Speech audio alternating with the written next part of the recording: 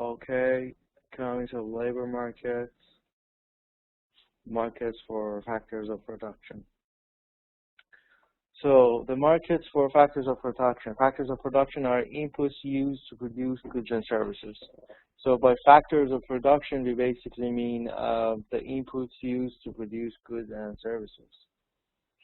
So the demand for a factor of production is derived demand. And a firm's demand for a factor of production is derived from its own decision to supply a good or another market.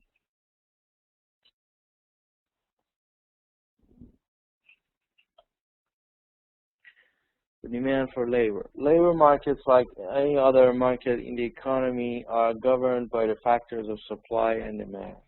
So the same story that we studied about demand and supply applies to labor markets. So as you can see, on the left-hand side, you see the apples, the market for apples, which is price of apples and wages of, the price of apples and quantity of apples, and then you see the demand and supply.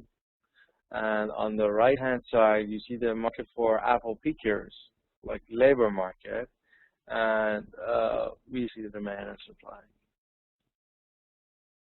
The demand for labor. Most labor services, rather than the final goods ready to be enjoyed by consumers, are inputs into the production of other goods. So most of the inputs, instead of just being the final product, they are just one step away and ready to use as an input into the next products. Production function and marginal product of labor. So the production function illustrates the relationship between quantity of inputs used and the quantity of output of a good.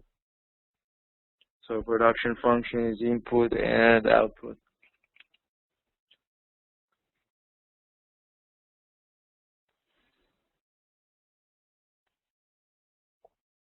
Okay, so how the competitive firm describe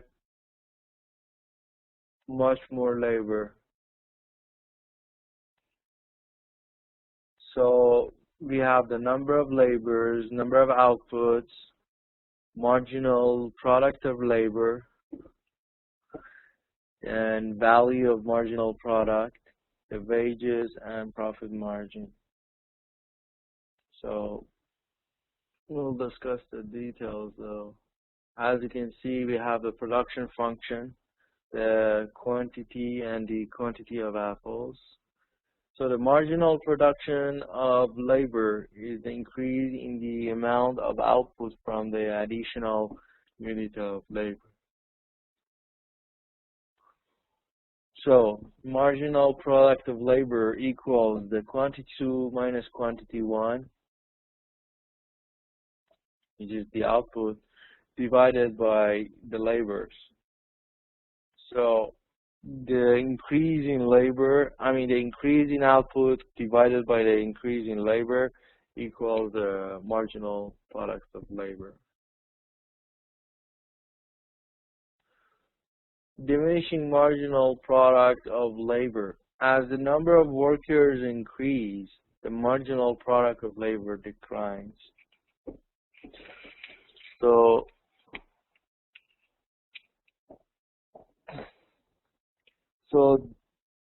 as more and more workers are hired, each additional worker contributes less to production than the prior one. So the production function becomes flatter as the number of workers rise.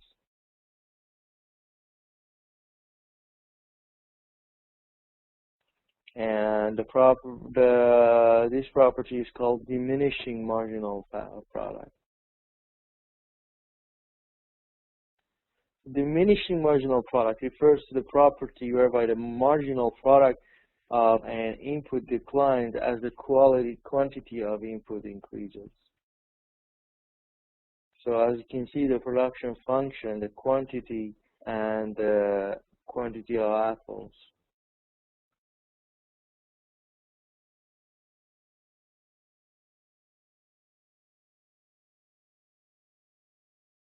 So the value of marginal product is the marginal product multiplied by the price.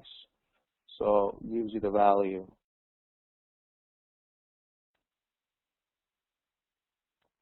The value of marginal product, also known as a marginal revenue product, is measured in dollars. And it diminishes as the number of workers rises because the market price of goods is constant. So we have kind of discussed this concept partially in the previous sessions, that as your number of workers increase, first your number of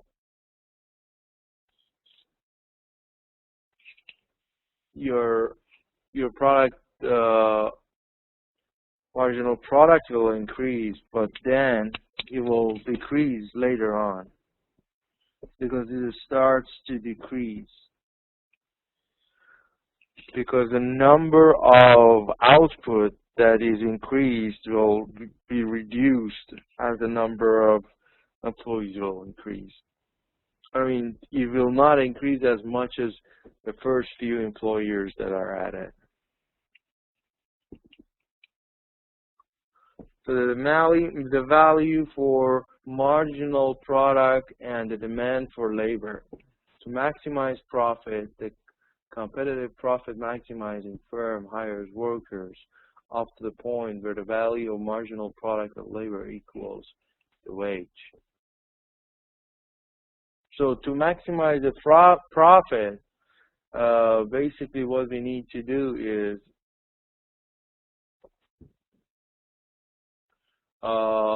the value margin for the value of the marginal product and labor should be equal to wages. So if they are equal, means that the company is at the optimum. So the value of marginal product curve is the labor demand curve for competitive profit maximizing firm. As you can see, the value of the marginal product should go down like to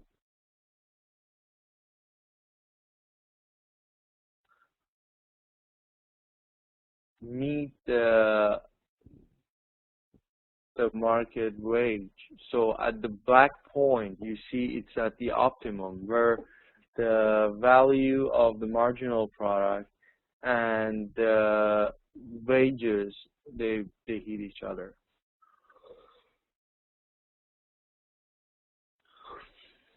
So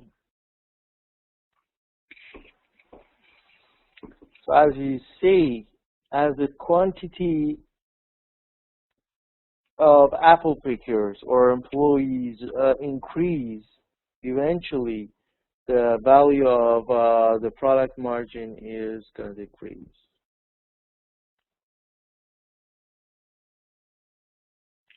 So for your information, input demand and output supply.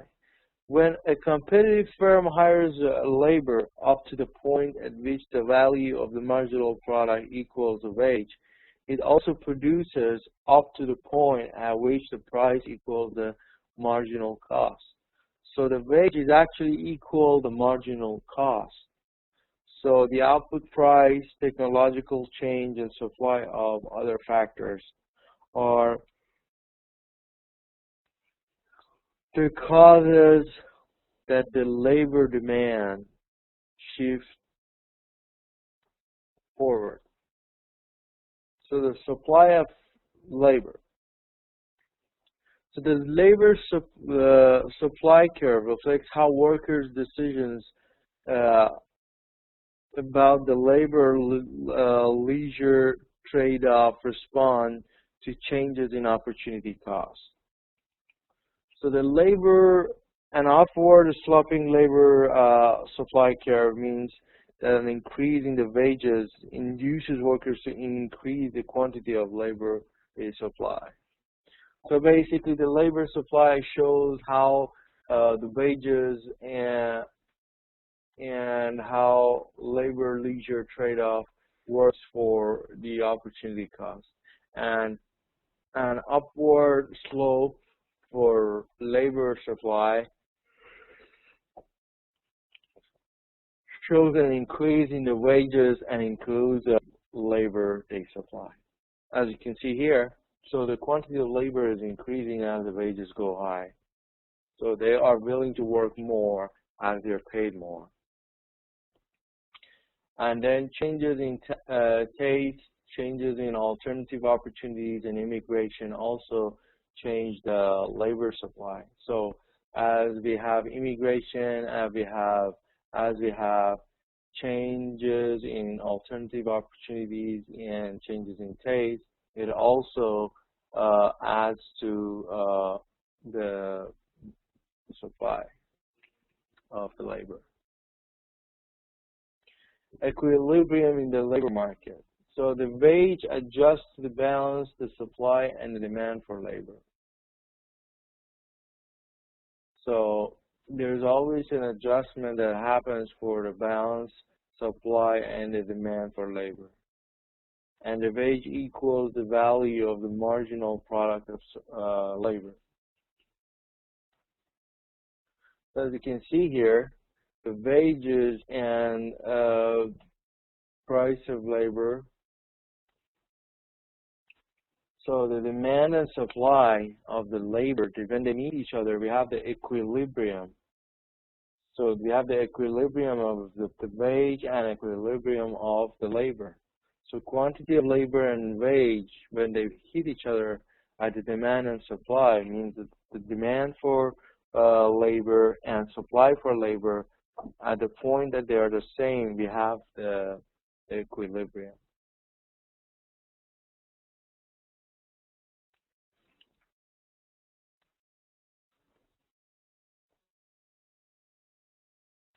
So equilibrium in the labor market, labor supply and labor demand determine the equilibrium wage. So shifts in supply or demand curve for labor cause the equilibrium wage to change.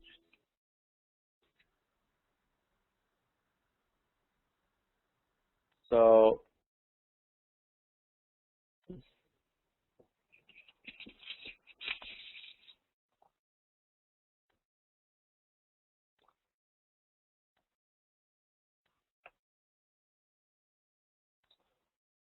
when the labor is supplied and it is also demanded,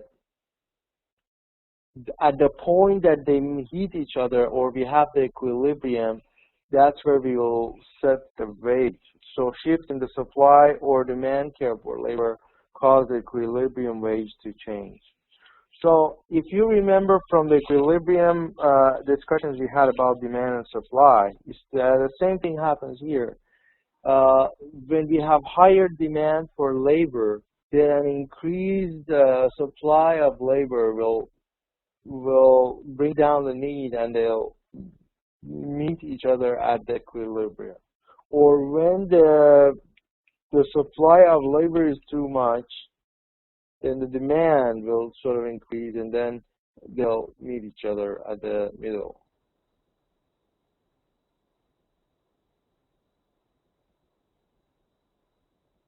And so shifts in supply or demand curve for labor causes the equilibrium wage to change. As you can see here, you have the supply number one, S1 is shifting because there's an increase in the supply of labor, and so we have the S2. And then we have the demand. So as we see, when the supply increases, the wage apparently decreases because you have more employees willing to work. So then apparently the wages that are paid by the employer is gonna go down.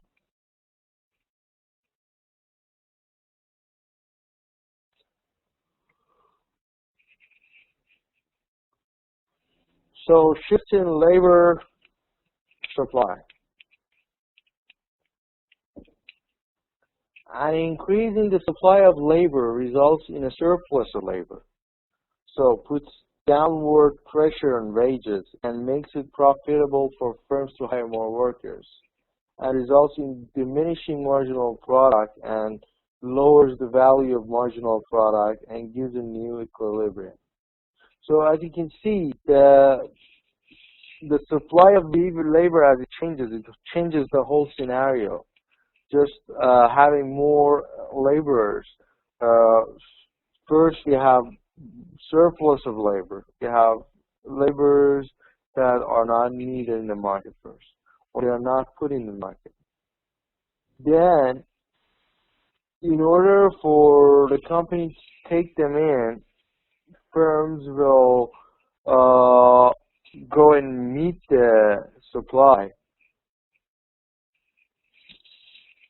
But at the same time, the prices go down, the prices of the wages for the labor. So it will be to the advantage of the company, but not to the advantage of the workers. So then we will have diminishing marginal product, and then the value of marginal product goes down. It will give the final final new equilibrium.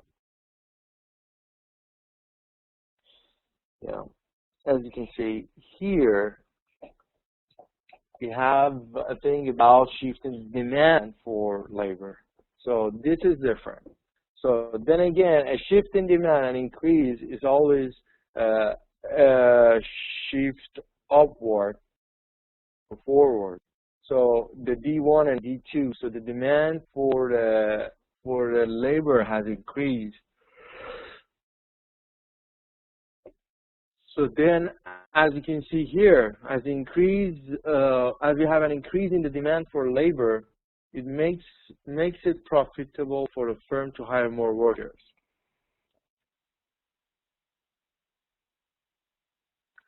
Puts upward pressure for wages and raises the value of marginal product and gives a new equilibrium. So in this case, the demand for the workers has increased, but the difference between this one and the previous case was, the demand had not increased, but just the supply had increased. Now the demand has increased, and that's actually to the advantage of profit of the company also. But the only thing is, this time it will add to the wages. So the wages will go up, as you can see in the previous slide. At the next black spot, where the red and the blue lines meet each other, that's the new wage, which is higher than the previous one. So as you can see here, the productivity and wage growth in the United States in 1959 to 2000, the productivity was at the growth of 2. So then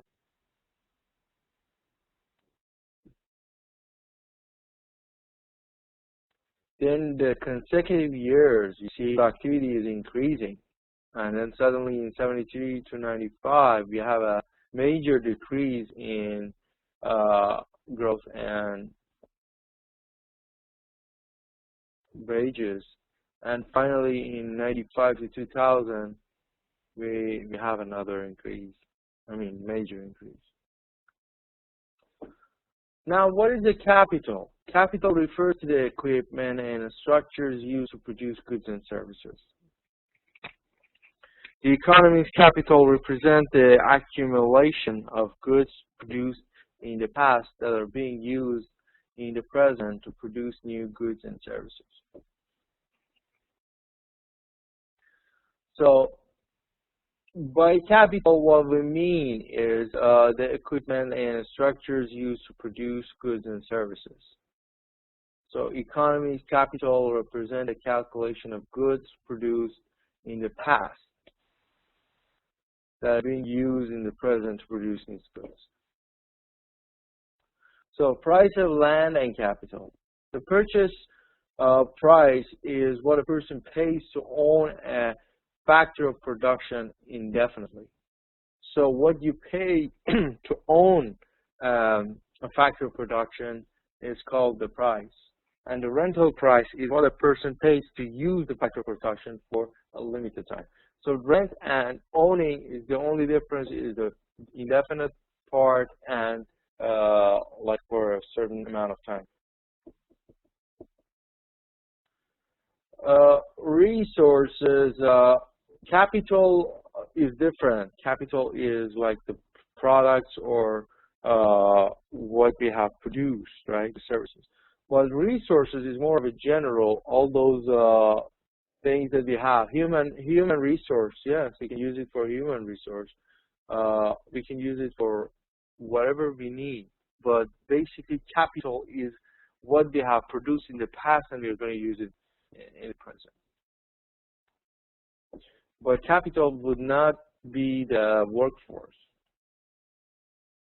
The rental price of land and rental price of capital are determined by supply and demand. So the firm increases the quantity hired until the value of the factor marginal product equals the factor's price. So until the point that the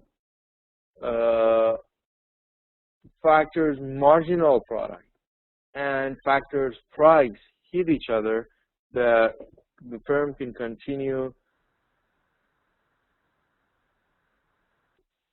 to increase. Yeah, human capital or human resource are interchangeably used, but what we mean by capital here basically is the products or services that we use in economic terms. While human capital, human workforce is considered a capital in a sense that it's producing goods and services for us.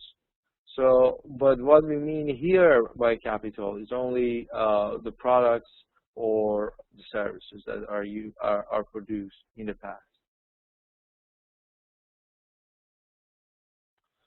So, rental price of a land, as you can see, and then quantity of land. So, as you can see, the demand and supply again here are in action to make the price, the reasonable price or the equilibrium price happen. So, the first one is the market for land, and the second one is the market for capital.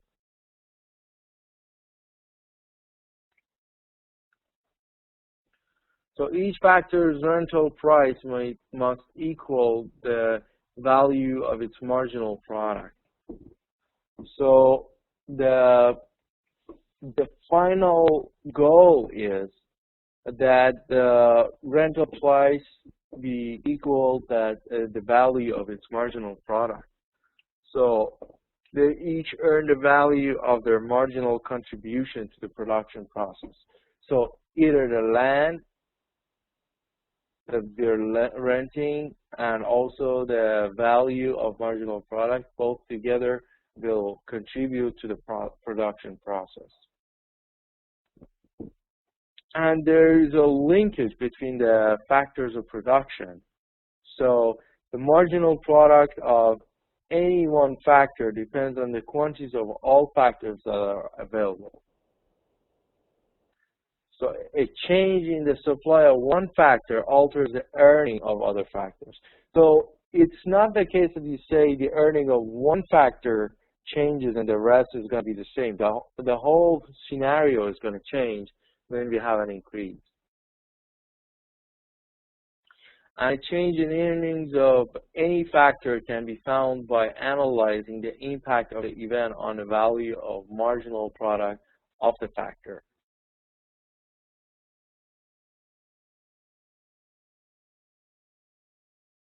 And then the economy's income is distributed in markets for factors of production. The three most important factors of production are labor, land, and capital. So the major factors of production are labor, land, and capital.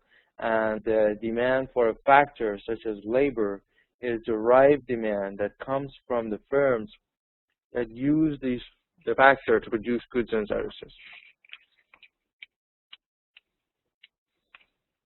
So the demand for factors such as labor or capital or land come from the firms, and the firms, according to their needs to use that much of the factor to produce goods and services, they create and determine the demand.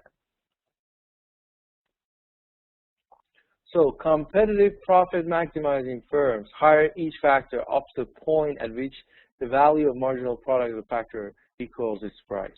So it makes sense for a company to only utilize those factors up to the point that the price of the factor and the value of the marginal product, they are the same.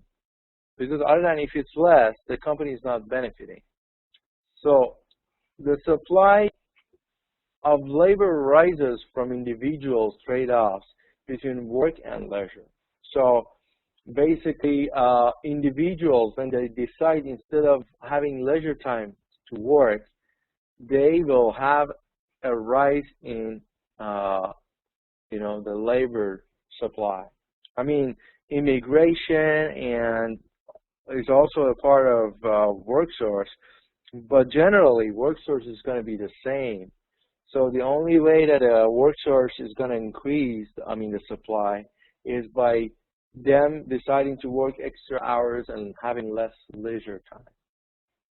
An upward sloping labor supply curve means that people respond to an increase in the wage by enjoying less leisure and working more. So basically, when we see an upward sloping of supply of work source, is because the people are responding by working more hours, having less leisure time. So the price paid to each factor adjusts to balance the supply and demand for that factor.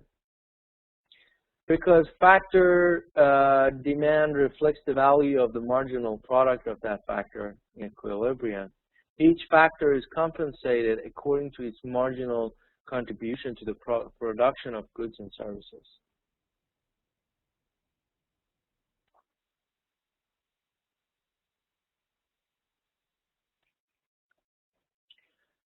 And because the factors of production are used together, the marginal product of any factor depends on the quantities of all factors that are available. So we use all these factors of production together. So the marginal product of one factor depends on the quantities of all the factors. As I mentioned, changing one of these factors will change the whole scenario, and it will have an effect on it. As a result, a change in the supply of one factor alters the equilibrium earnings of all other factors. So when we change the supply of one of these factors, like labor, land, and capital, it will change the equilibrium of earnings of all other factors as well. Okay, so this is the end of this chapter. Are there any questions or comments? Anything you want any clarification about?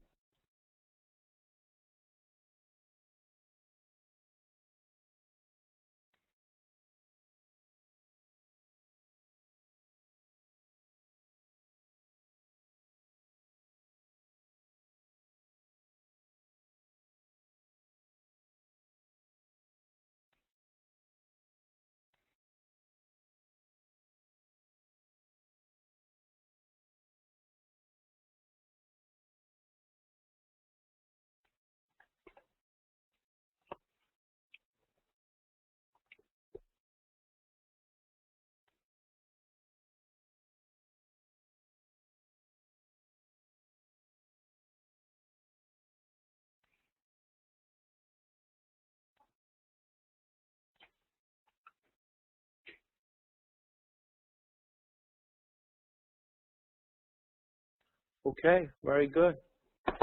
So let's talk about a bit about the exam, and then I want to show you some video clips that are also helpful in summarizing the whole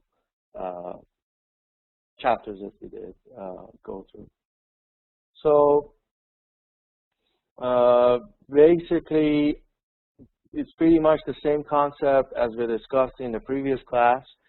You'll be given a case to work individually for your individual case or individual project that is going to be due in 3 weeks' time from now. So in week 13, your cases are going to be due, and it's an individual case. You can just do up to 10 pages and then submit it back to me. But as far as the final exam for economics is concerned, it's going to be 2 weeks from now. Then you will have questions, like 4 questions. Yes, absolutely. I'll send you individually. I'll send you the cases individually, and you will send it back to me individually. So it's just between you and me, and I'll have admin also to email it to you. So the case is going to be the same topic, but your different analysis. But the final exam, as we discussed for the previous course, is going to be open book, but it's timed. So 2 weeks from now, you will have 1.5 hours to answer those questions. So 4 questions are obligatory, and then you have some bonus questions to answer to get you some bonus points. So it's up to you how to manage your time so you can answer those questions in a timely manner and then submit it back. Are there any questions about that? Any clarification that you need? Actually, 10 pages is not a lot at all, Mr. Zalmai. 10 pages is really not much of a writing.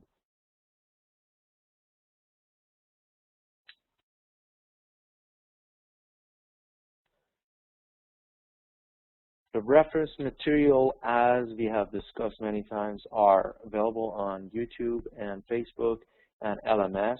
So, but as I mentioned, the admin is trying to help you for the next semesters to be able to find a way that helps you. But we have been sending you the reference materials. We have been giving you the book title and you know, like the courses. And every single day that you have a class, the admin uploaded on the YouTube and Facebook. So the material have been given to you. But what you've been asking for is the slides, and as we have been discussing, the slides we have not been permitted to share with the students because of the copyright. And it's pretty much the same in every other institution. But we have been discussing and trying to find a way to find out what is the best way to take care of this problem.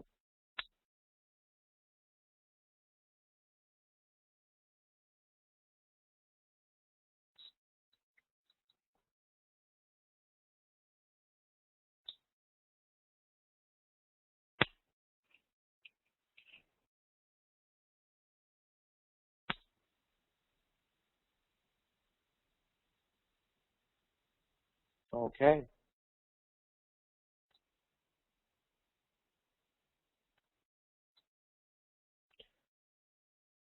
Any other questions?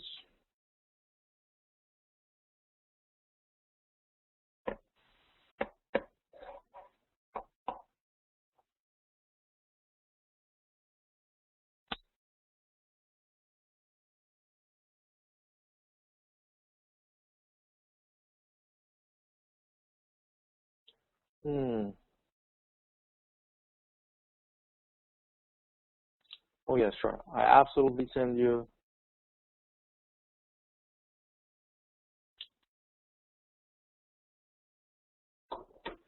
Yes, we will absolutely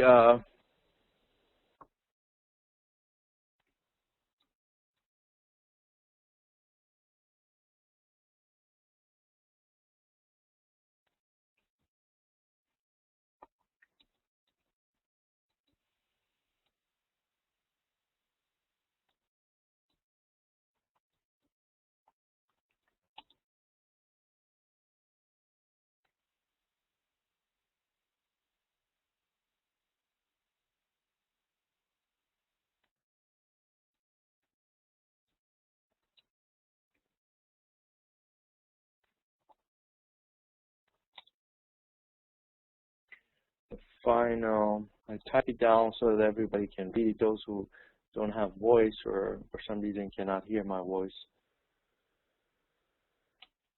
I'm just typing it down.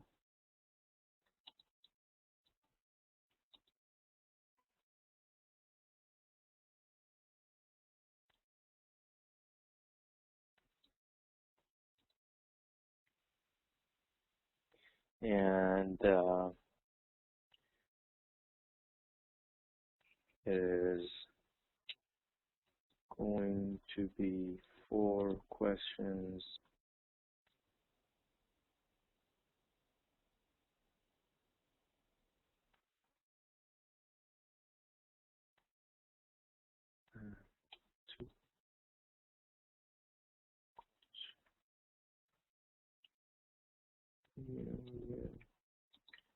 Of 1 hour and 30 minutes to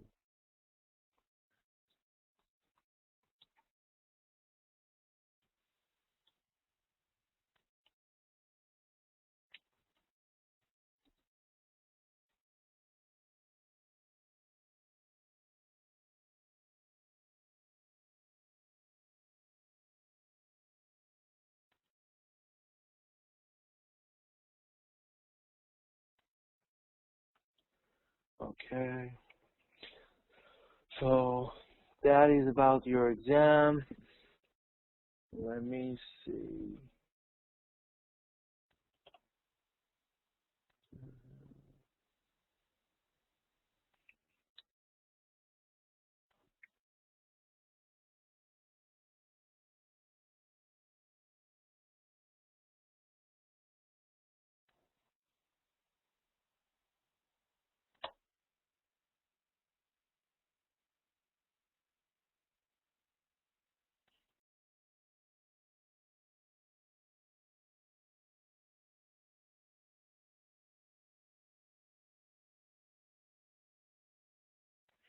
Okay, so what I will show today to you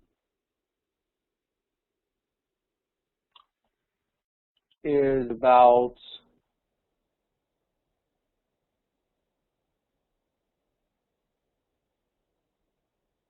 uh,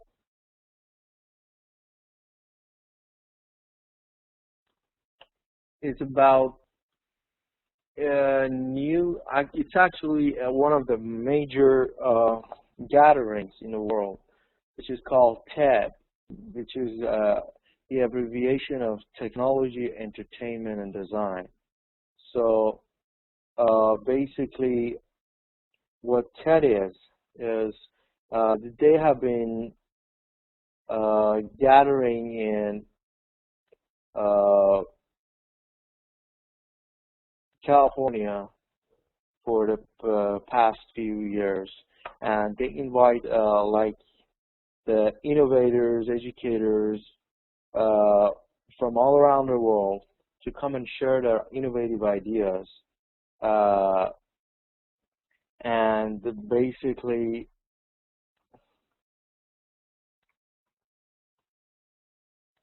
people will come and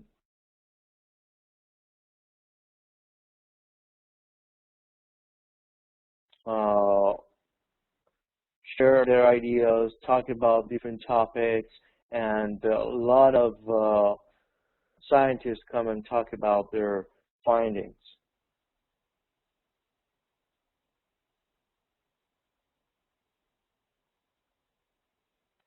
So I want to show you a video of TED.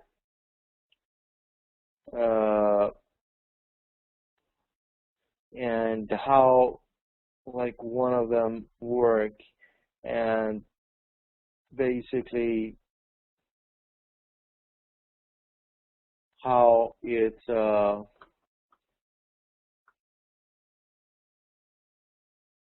helping the economics of the world. So this one is the Bill and Melinda Gates Foundation. They want to share. So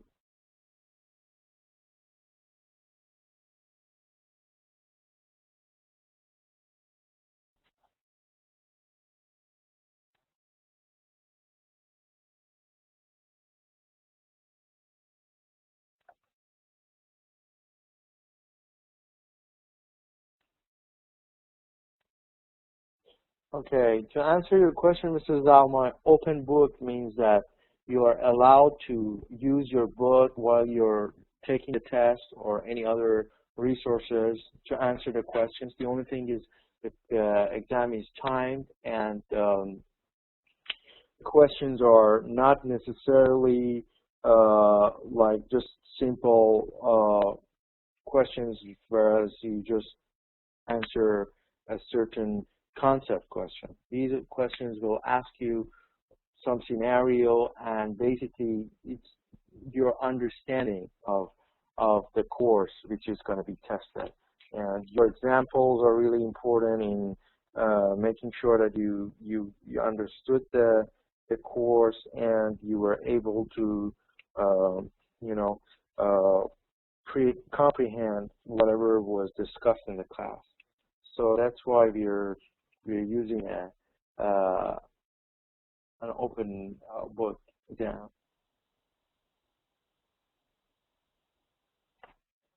Okay.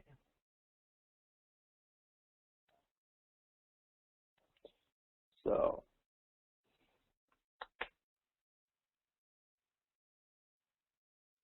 this clip is pretty good because it gives you some ideas, like a general idea of what this foundation is doing, and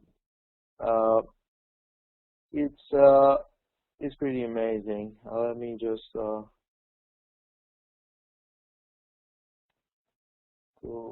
to this page,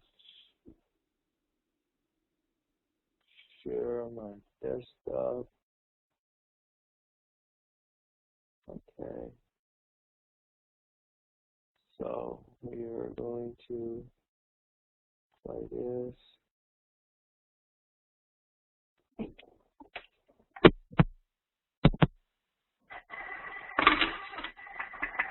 Today, I'd like to talk with you about something that should be a totally uncontroversial topic. But unfortunately, it's become incredibly controversial. This year, if you think about it, over 1 billion couples will have sex with one another. Couples. Okay. This is not the one.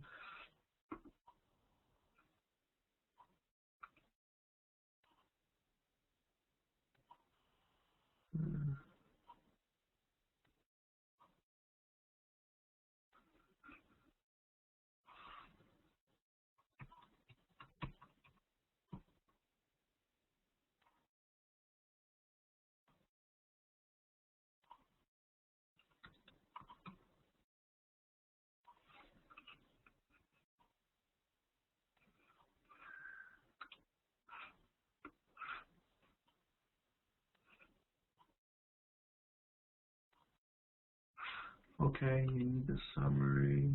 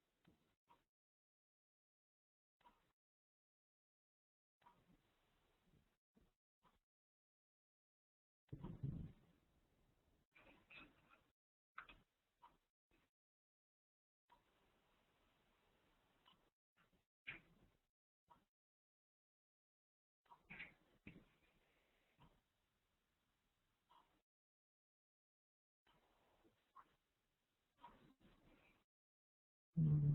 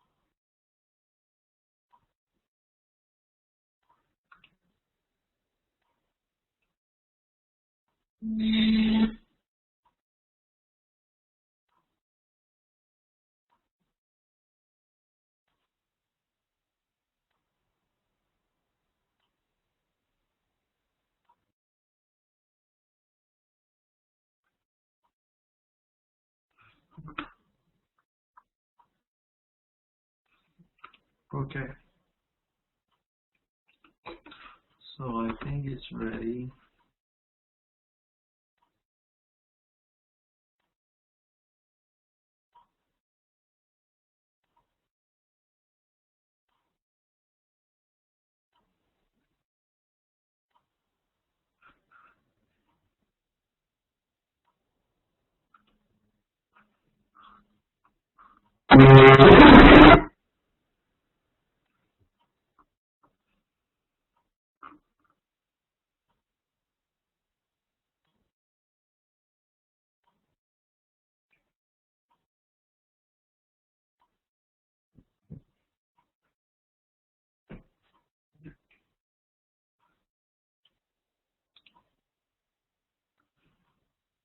World oil discoveries have been declining. Okay.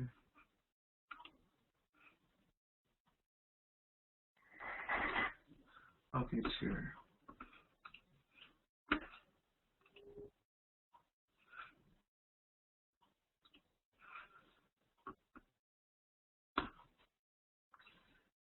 The one I was trying to show you on TED, I can't find it, but I'll show you this one, and the one on TED I'll share it on the Facebook for you guys. So let me just go and share it.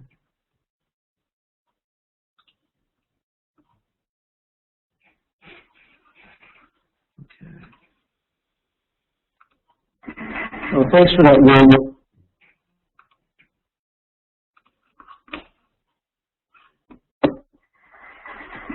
Well, thanks for that warm welcome, and it's a real delight to be back in Vermont. I'm going to be talking to you about the content of my new book, Mode of Growth. It's the result of a couple of years of research. It started back in September 2008.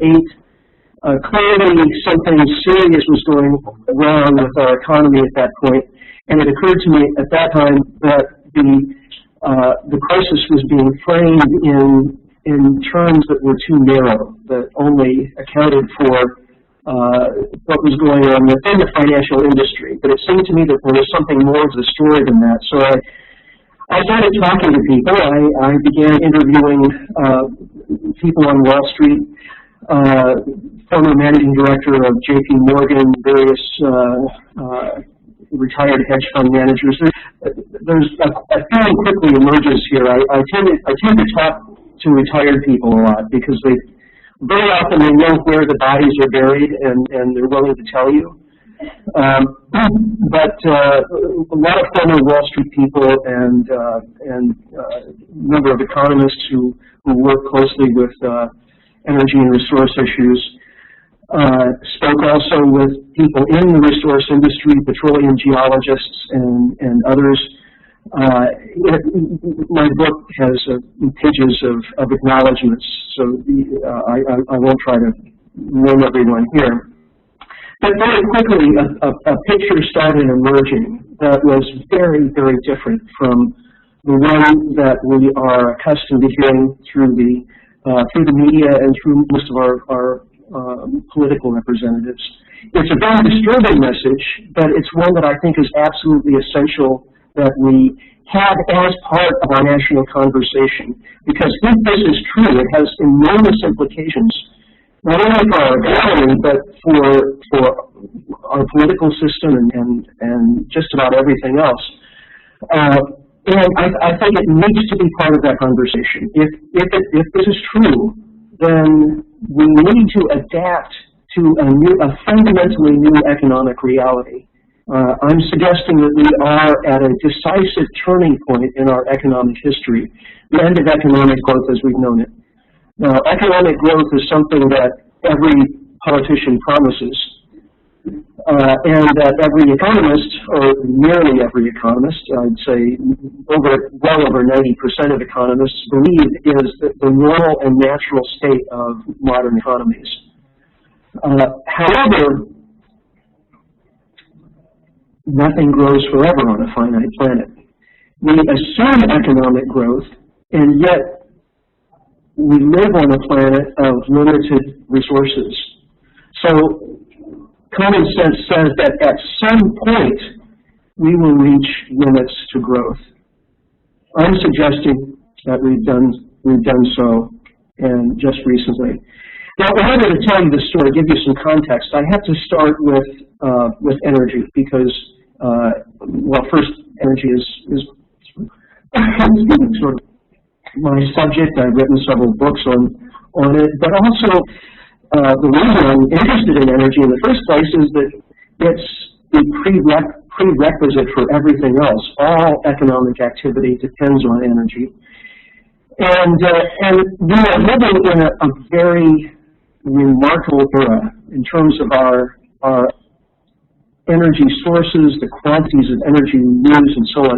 Up until just the last couple of 100 years, we were using solar energy as gathered through green plants and channeled through animals. We exerted energy into our environment to change our environment, get what we wanted and needed by way of muscle power, and those muscles again were fueled by green plants and animals. So it's a very simple kind of energy economy, and one that sustained us for thousands and tens of thousands of years.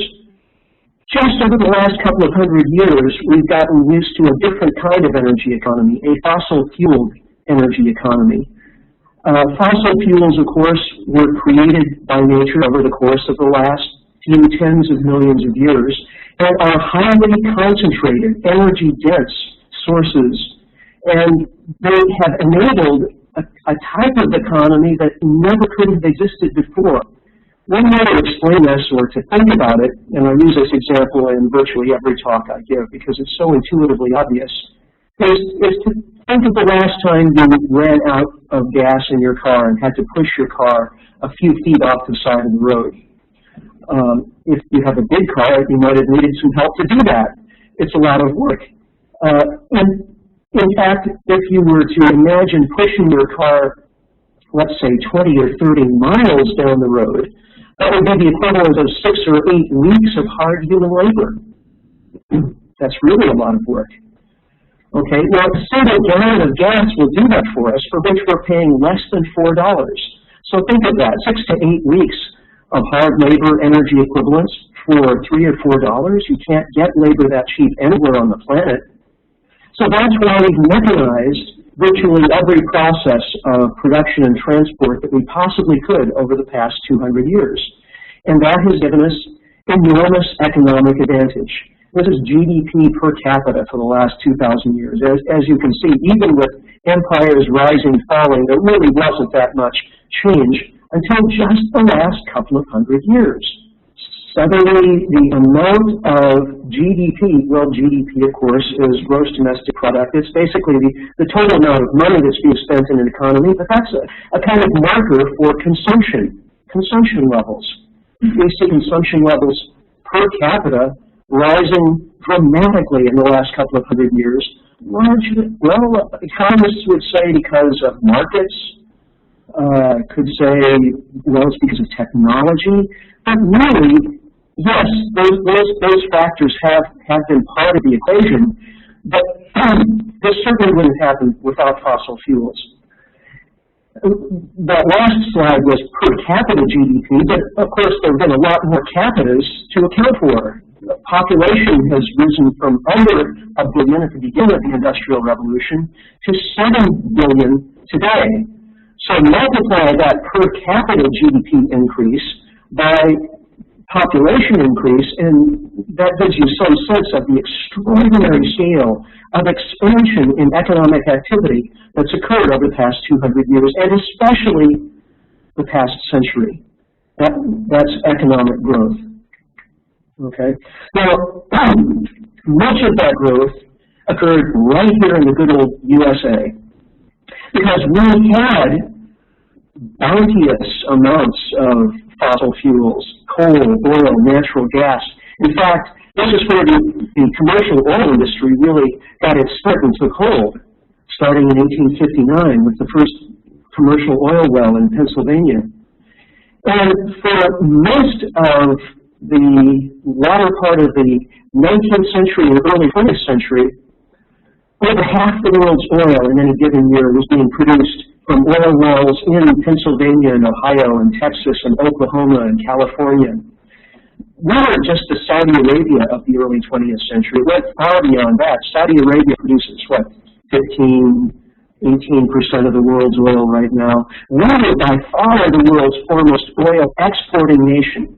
And we've been using a lot of oil here domestically to support industries that were expanding, like the automobile industry, the aviation industry, expanding to use that abundance of cheap, concentrated energy.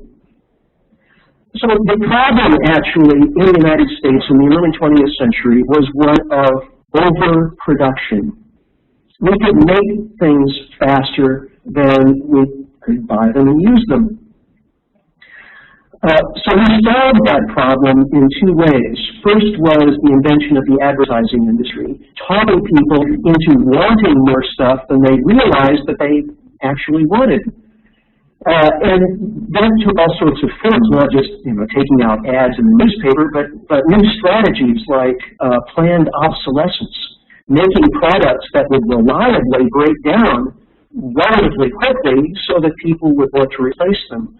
Also planned aesthetic obsolescence, designing objects that so that their look would change every year or every few years. The latest Oldsmobile or the latest iPhone or iPad, so that everyone has to buy a new version of that product every few years just to keep up.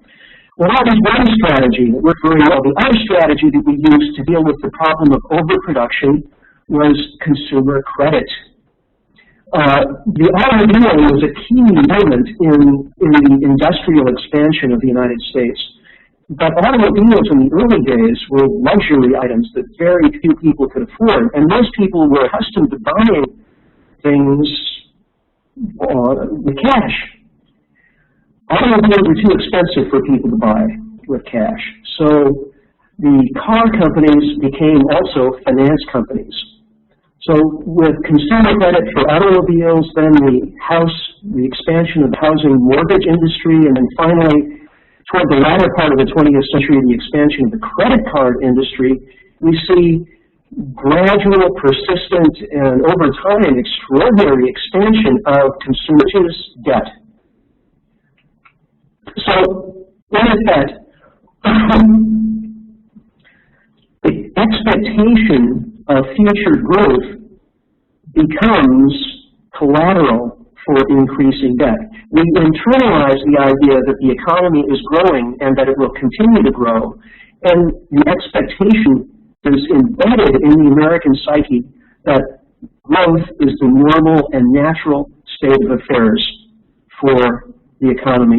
We even altered our monetary system. 19th century, 18th century money was mostly gold and silver, or receipts for gold and silver in storage. But over the course of the 20th century, we gradually de-linked money from precious metals. So what is money today? Well, money is debt. When you go to the bank and take out a $10,000 loan, the banker doesn't go in the vault and search around and find that $10,000 that somebody left sitting there. No, she or he just presses a few keys on a computer keyboard and calls that money into existence. And then when you pay back the loan, the money ceases to exist. It's magic. Now, the question comes up, where does the interest come from? Because if money is debt, of course, debt requires the payment of interest. So where is the interest coming from? Well, it's coming from somebody else taking out a loan somewhere else in the economy. As long as the total amount of debt is growing and everyone's doing business with everyone else, working for them or selling stuff to them, then on average, most people are going to be able to pay back their loan with interest, and the whole system works just fine. Now, of course, if you kind of pull back and look at it from a distance, it kind of looks like a pyramid scheme. But you really think about that. Now, there was a sort of turning point we reached in the 1970s with all of this, which was the time when hourly wages for American workers started to stagnate. And part of that was that American companies started outsourcing jobs. So American workers increasingly were competing with workers in other countries. So that was pressing wages down, so hourly wages start stagnating. Globalization begins with container shipping and satellite communications and computer monitoring of inventories and so on.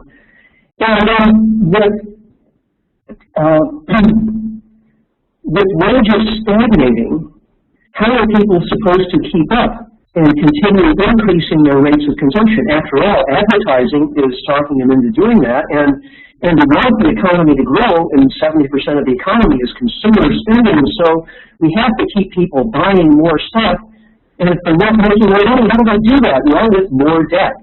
So starting in the 1970s, debt begins to accumulate and grow faster than GDP. So this leads to the financialization of the economy. As mortgage debt increases, credit card debt, and so on, the financial institutions on Wall Street begin packaging and recycling that debt in the form of mortgage-backed securities, derivatives, and so on. You all know that story. It's been well written up in the media. So this is what it looks like from 1980 to the present. Continual increase in total debt. As you can see, household debt, which is on the bottom here, has grown at least as fast, and in many years much faster than government debt. We're all excited about government debt these days, and government debt has grown very substantially, but not any faster than other categories of debt. Corporate debt, debt within financial institutions, government debt is the blue slice there on top. But just recently, you see this inflection point in 2008, where something goes very wrong. Well, let's zero in on that a little bit. This is U.S. year-over-year growth in private and public debt. So the red bars are mortgage growth. The sort of yellow, looks a little greenish here, is credit growth in the private sector.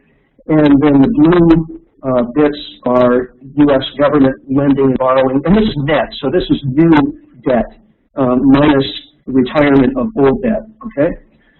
So up until 2008, we see most of the action happening in the mortgage area, and that's the famous housing bubble of the 2000s. But then, starting in 2008, virtually all new net debt is in the government sphere. So this is what happened. The economy began to contract. The amount of debt began to contract, which meant that the amount of money began to contract. We lost about $6 trillion of household net worth as a result of the collapse of the mortgage bubble. $6 trillion. So the government has tried to make up for that by bailing out the banks and with stimulus packages and so on, pumping money into the economy to try to keep it afloat. And we bought ourselves a bit of a recovery, a few quarters of GDP growth. But how sustainable is that growth? Is it possible that we have hit more fundamental limits to growth than can be accounted for just within the financial economy? If you just look at the financial situation, I think a good argument can be made that we have hit limits to debt in this country and in many other countries around the world. And it's going to take a substantial effort to find a workaround. Ultimately, there are going to be massive defaults within the banking industry and also sovereign nations. Again, that story is being pretty well covered in many of the mainstream media. But I suggest there's something more going on than that, a deeper level. Why did we reach this point in the 1970s then, when we've been relying more and more on debt for GDP growth and less on real economic activity?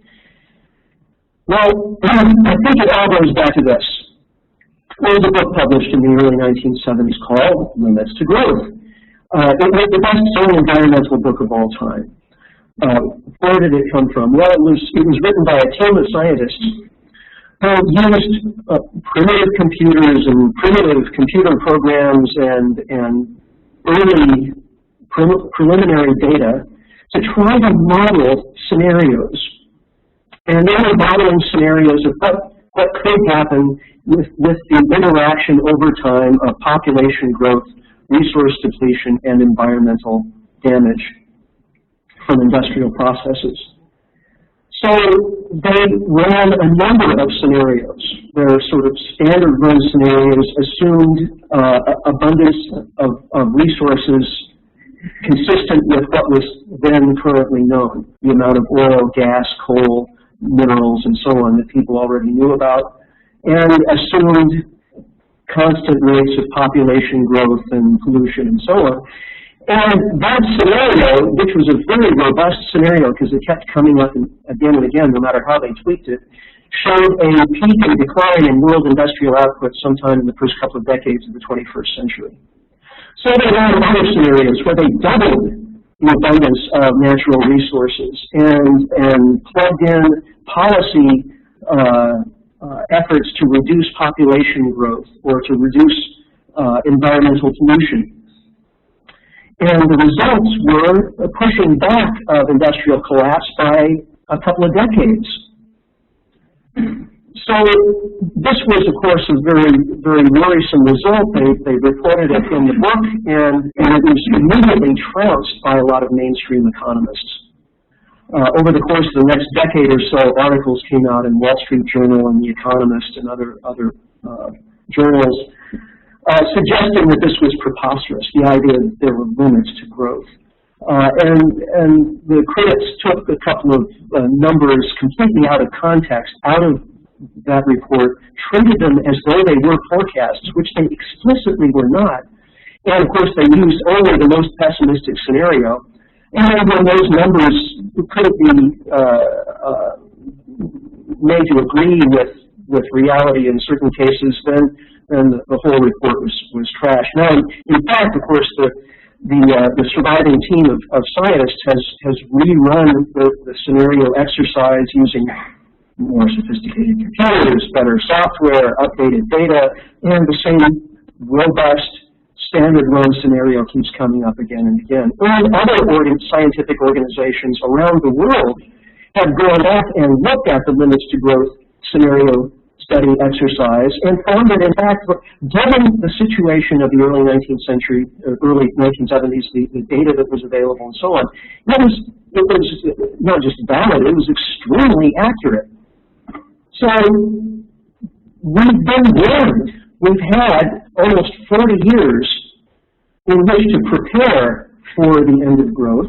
And intuitively, we should be thinking along these lines anyway. I mean, after all, if so much of our economic growth has been based on increased energy supplies coming from fossil fuels, well, we know in principle that fossil fuels are non-renewable and therefore limited in quantity. At some point, we have to make a change, a transition away from fossil fuels.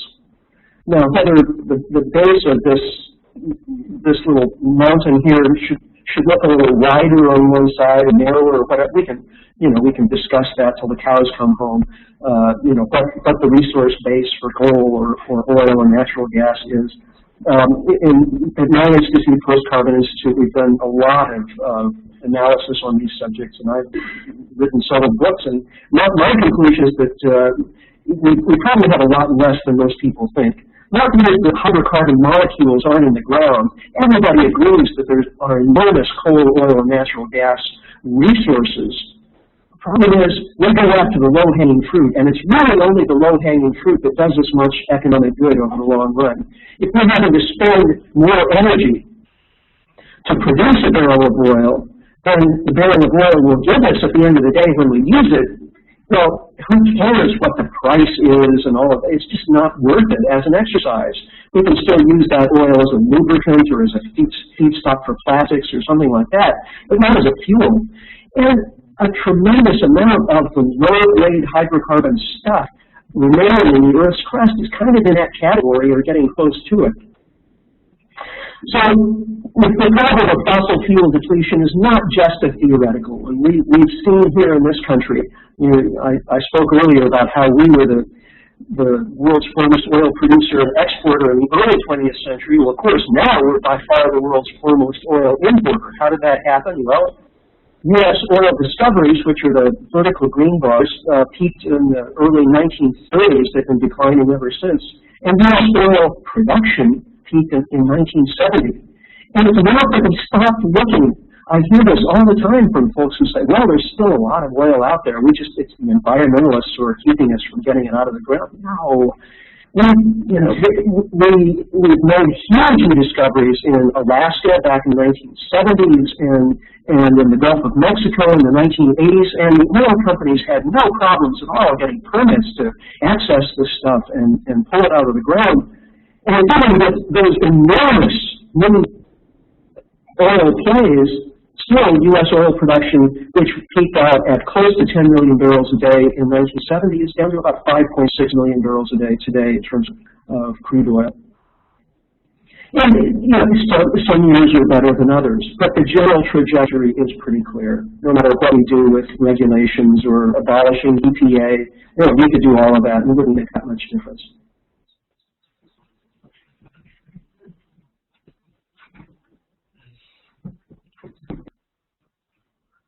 Okay.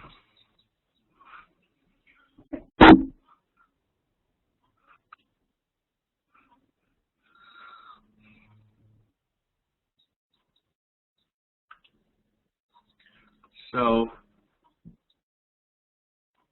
as you can see, it was a very, very well-rounded discussion about economy, especially in the U.S., how everything is related. It's like I like it because it's giving you a very well explanation of how everything falls into the place, how let's say GDP or production, labor, everything together, you can draw a picture. So not necessarily that I agree with what he says, but it's a very nice explanation of what he's explaining, and that's how we want to be able to analyze as economists. So I hope that this course has given you enough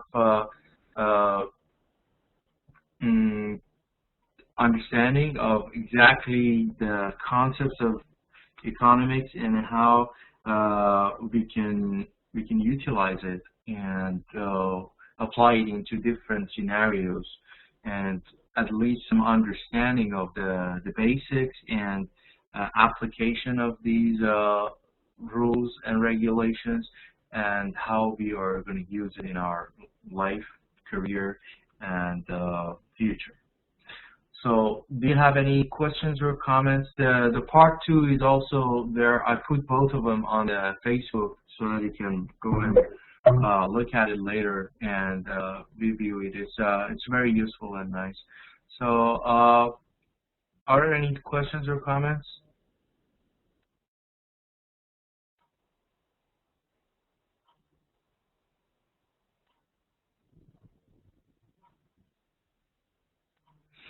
Okay, so since there are no questions, we can finish the class here. So what you will be receiving is the case topic that is due in 3 weeks' time, and don't forget your final exam that is going to be administered by the admin. So if there are no questions, we can finish the class now and look forward to the next semester.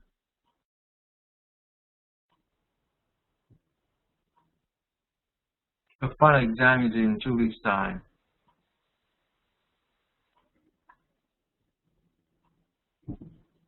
Yeah, week 12, exactly.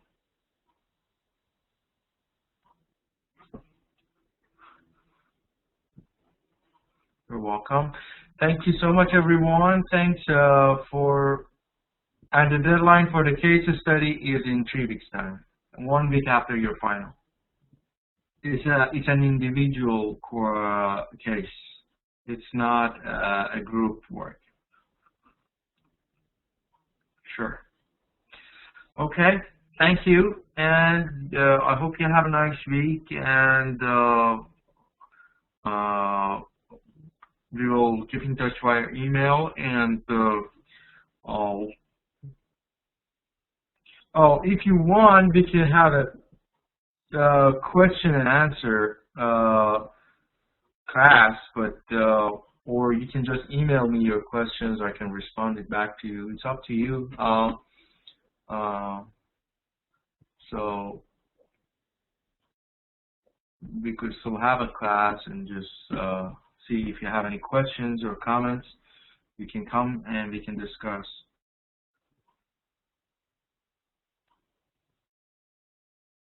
Okay. Sure. Okay. So probably we just have a very quick question and answer class next week, and that'll be it. Thank you, everyone.